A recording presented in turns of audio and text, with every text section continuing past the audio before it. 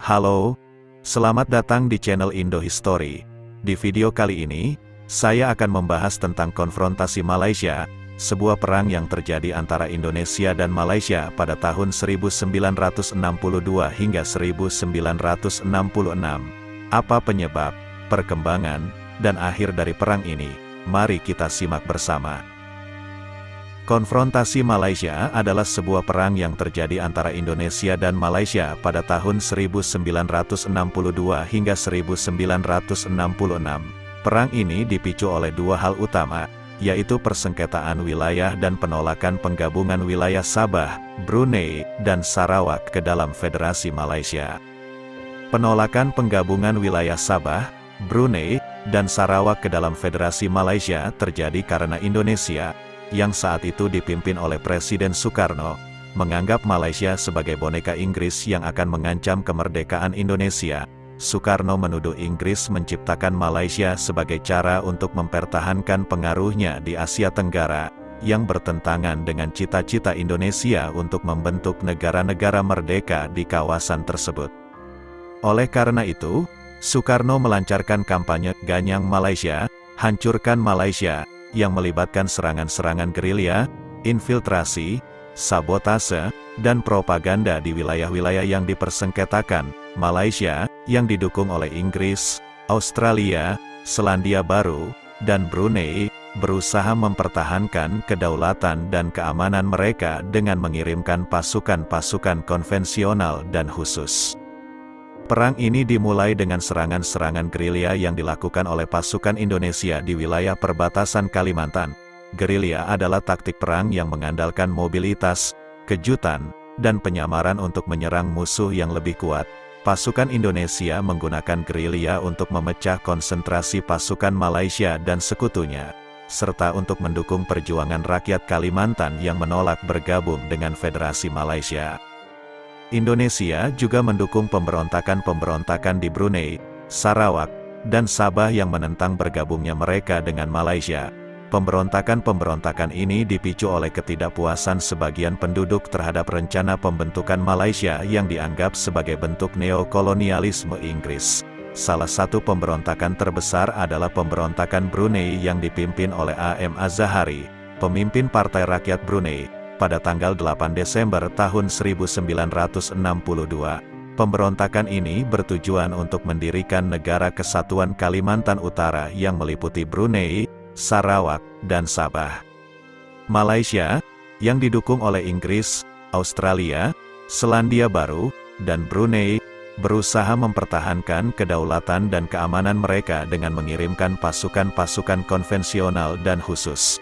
Pasukan-pasukan ini melawan serangan-serangan gerilya Indonesia dan pemberontakan-pemberontakan lokal dengan menggunakan senjata, kendaraan, dan pesawat yang lebih canggih. Mereka juga mendapat bantuan dari pasukan persemakmuran yang ditempatkan di Singapura dan Malaya. Perang ini berlangsung selama 4 tahun, dari tahun 1962 hingga 1966, dengan banyak pertempuran dan insiden.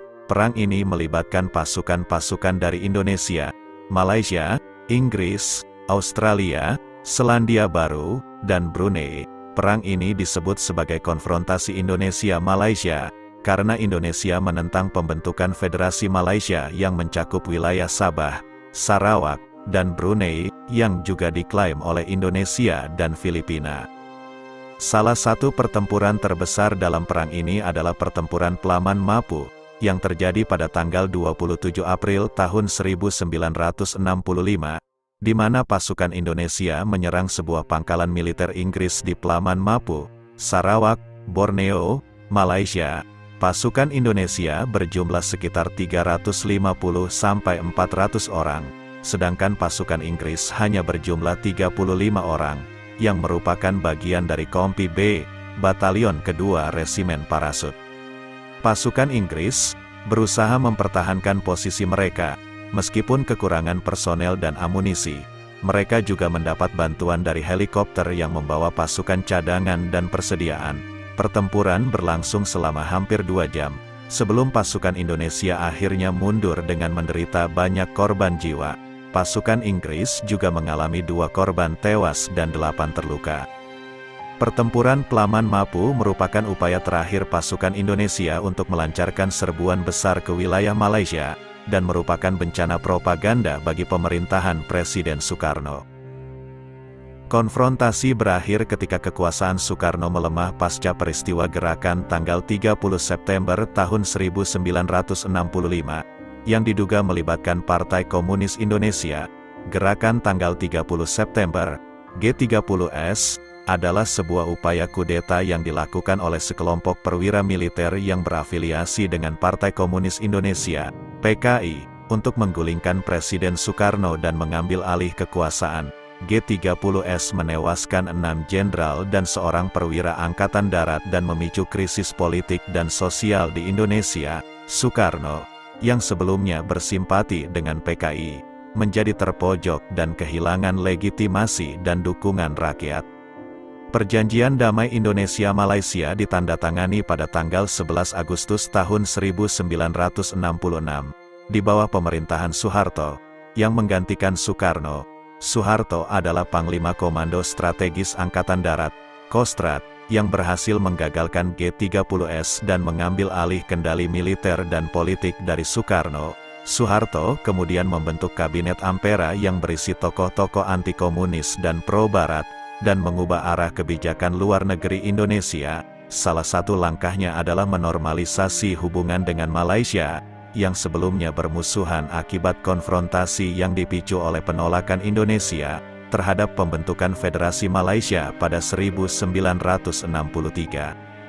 Perjanjian Damai Indonesia-Malaysia, yang dikenal sebagai Jakarta Accord, adalah sebuah perjanjian yang dibuat Indonesia dan Malaysia pada 1966 untuk mengakhiri konfrontasi dan mengakui kedaulatan dan integritas wilayah masing-masing negara. Perjanjian ini ditandatangani oleh Menteri Luar Negeri Indonesia Adam Malik dan Perdana Menteri Malaysia Tunku Abdul Razak di Jakarta pada tanggal 11 Agustus tahun 1966. Perjanjian ini juga menyatakan bahwa Indonesia dan Malaysia akan bekerja sama untuk memajukan perdamaian, stabilitas, dan kesejahteraan di Asia Tenggara.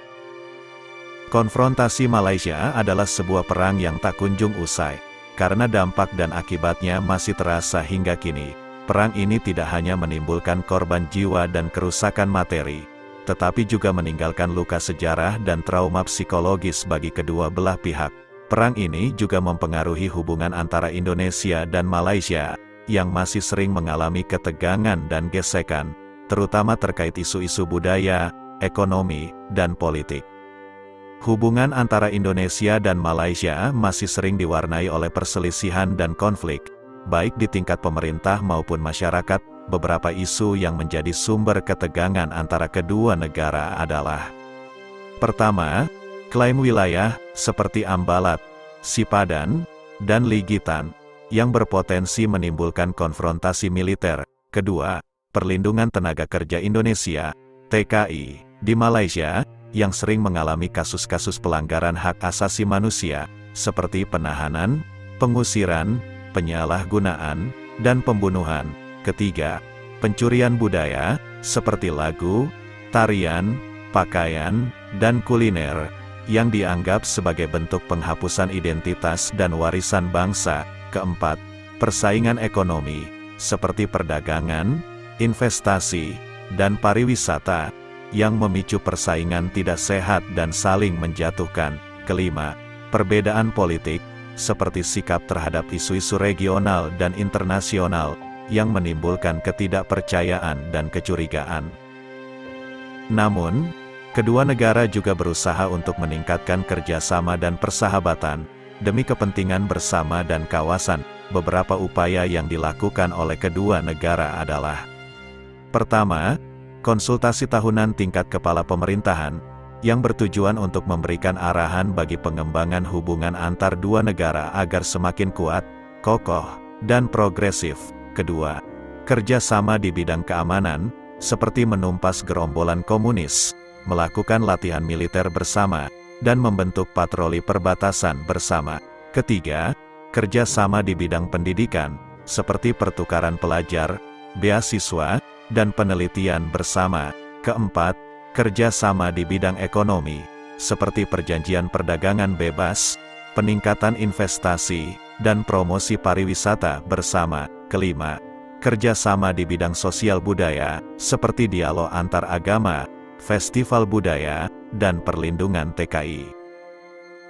Demikianlah video kali ini, semoga bermanfaat dan menambah wawasan kita. Jangan lupa untuk like, komen, share, dan subscribe channel Indo History. Sampai jumpa di video berikutnya. Terima kasih.